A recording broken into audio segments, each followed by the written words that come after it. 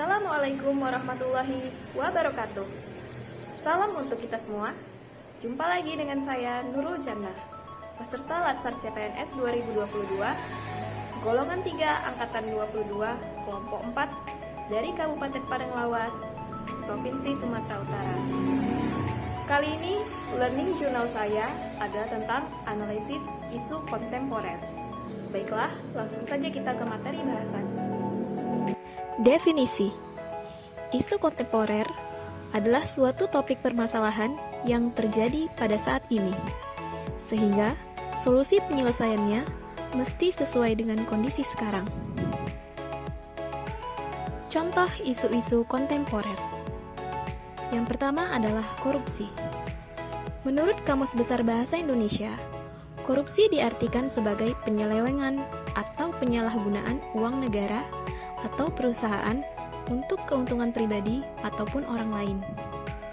Negara yang sangat kaya, banyak sumber kekayaan alamnya. Namun, jika penguasanya korup, di mana sumber kekayaan dijual kepada pihak asing, maka harga barang-barang pokok semakin membumbung tinggi, bahkan terkadang langka di peredaran. Akibatnya, banyak terjadi kemiskinan dan kematian di sana-sini.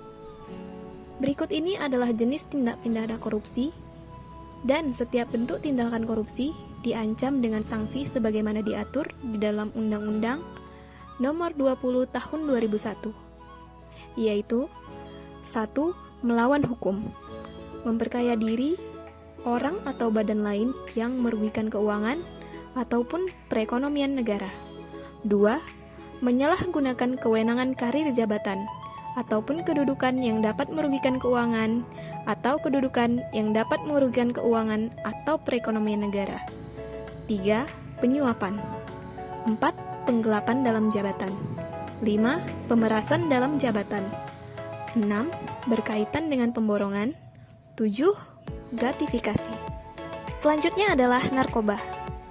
Narkotika sejatinya merupakan zat atau obat yang sangat bermanfaat dan diperlukan untuk pengobatan penyakit tertentu.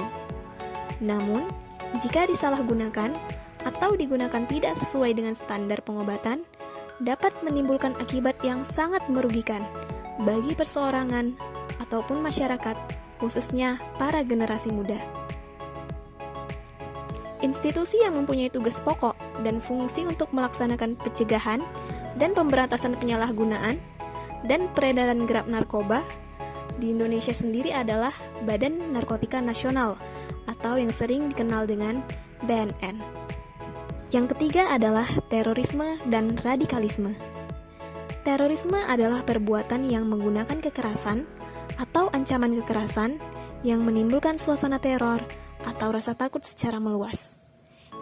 Indonesia dihadapkan dengan persoalan dan ancaman radikalisme, terorisme, dan separatisme yang semuanya bertentangan dengan nilai-nilai Pancasila, Undang-Undang Dasar Republik Indonesia 1945, NKRI, dan Bhinneka Tunggal Ika. Negara Indonesia sendiri memiliki Badan Nasional Penanggulangan Terorisme atau BNPT serta Densus 88 untuk mencegah dan menumpas aksi terorisme dan radikalisme. Terorisme harus dicegah dan dilawan dengan kerjasama lembaga yang baik dan dukungan masyarakat yang positif. Yang keempat adalah pencucian uang. Kegiatan pencucian uang umumnya dilakukan oleh pihak-pihak yang ingin memperoleh kekayaan melalui hasil usaha ilegal, sehingga seakan-akan terlihat sah. Misalnya, korupsi, penyuapan, terorisme, narkoba, prostitusi, dan lain-lain. Ada banyak cara dalam melakukan proses pencucian uang, misalnya dengan pembelian dan penjualan kembali barang mewah, sampai membawa uang melewati jaringan bisnis internasional yang rumit. Saat ini, pemberantasan pencucian uang diatur di dalam Undang-Undang Nomor 8 Tahun 2010. Yang kelima adalah proxy war. Proxy war diartikan sebagai peristiwa saling adu kekuatan di antara dua pihak yang bermusuhan dengan menggunakan pihak ketiga. Sasaran proxy war adalah mematikan kesadaran suatu bangsa dengan cara menghilangkan identitas atau ideologi atau keyakinan suatu bangsa yang pada gilirannya akan menghilangkan identitas diri. Mengingat Indonesia kaya akan sumber daya alam, maka negara kita disebut-sebut darurat terhadap ancaman proxy war. Untuk itu, perlu dilakukan pencegahan, salah satunya adalah dengan mengamalkan Pancasila dalam kehidupan. Cybercrime, hate speech, dan hoax. Yang pertama adalah cybercrime. Cybercrime atau kejahatan cyber merupakan bentuk kejahatan yang terjadi dan beroperasi di dunia maya dengan menggunakan komputer, jaringan komputer, dan internet. Selanjutnya adalah hate speech. Hate speech atau ujaran kebencian dalam bentuk provokasi, hinaan, hasutan yang disampaikan oleh individu maupun kelompok di muka umum atau di ruang publik merupakan salah satu bentuk kejahatan dalam komunikasi massa. Yang terakhir adalah hoax. Hoax adalah berita atau pesan yang isinya tidak dapat dipertanggungjawabkan atau bohong atau palsu, baik dari segi sumber maupun isi. Tahapan penyelesaian isu. Tahapannya adalah pra-analisis, menapis isu, analisis isu, dan alternatif penyelesaian. Yang pertama adalah teknik tapisan. Dalam teknik tapisan, isu diberi kriteria 1-5 sesuai dengan A, PKL. A adalah aktual, apakah isu itu benar terjadi dan sedang jadi perbincangan. B, problematik, apakah isu adalah masalah yang kompleks dan perlu dicari solusi. K, kekhalayakan, yaitu menyangkut hajat hidup orang banyak. Dan yang terakhir L adalah kelayakan, apakah isu itu masuk akal, realistis, serta relevan untuk dicari pemecahan masalahnya. Seperti yang bisa dilihat pada tabel, setelah diberi kriteria 1-5, kemudian dijumlahkan dan diberi ranking.